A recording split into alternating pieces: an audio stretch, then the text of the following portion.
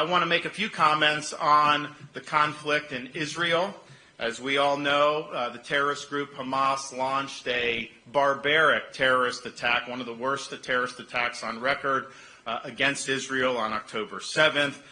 You hear a lot of things going on now, media and all this stuff. I just think it's important that we say that here in the United States, we Americans stand with the state of Israel.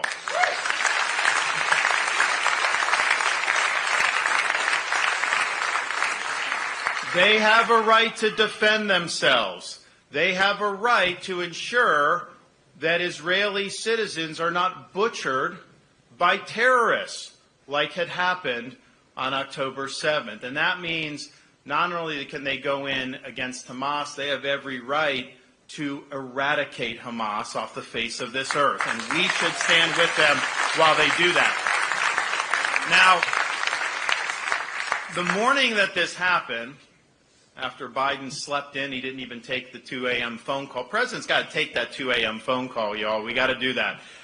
He didn't do it. So anyway, so I'm up. I think I was in Iowa going up. And what I said was, stand with Israel. And I said all that. But I said, you know, in the days and weeks ahead, you're going to start to see people blame Israel for this. You're going to see activists, media, United Nations. Who knows what they're going to do.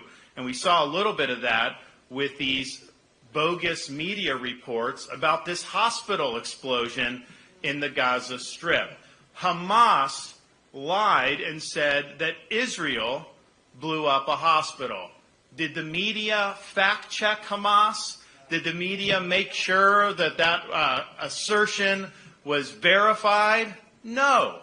They went and printed that because they're trying to produce a narrative. They don't care about the facts. So they printed things that were lies. They ran with things that were lies. That lit a fuse throughout the world where you got people now out there protesting and all these things. And so when we stand with Israel, not only stand their right to defend themselves, we have to stand for the truth against media lying. And they are going to continue to do this throughout this conflict.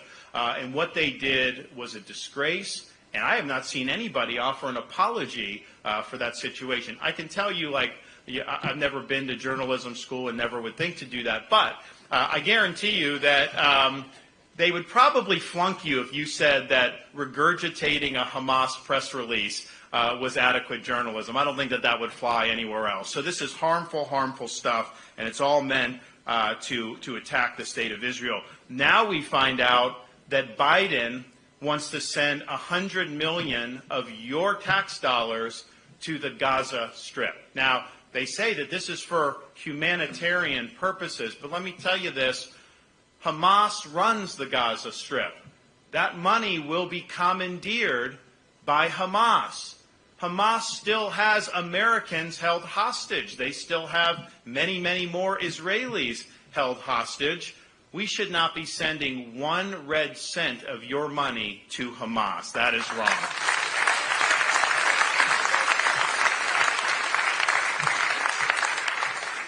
And now you hear calls, particularly from people on the very far left, that people, because you've got a couple million people in the Gaza Strip, that somehow we should be importing as refugees Palestinian Arabs from the Gaza Strip. Look, that's not our role to be doing that. Those Arab countries should take them in the neighboring area.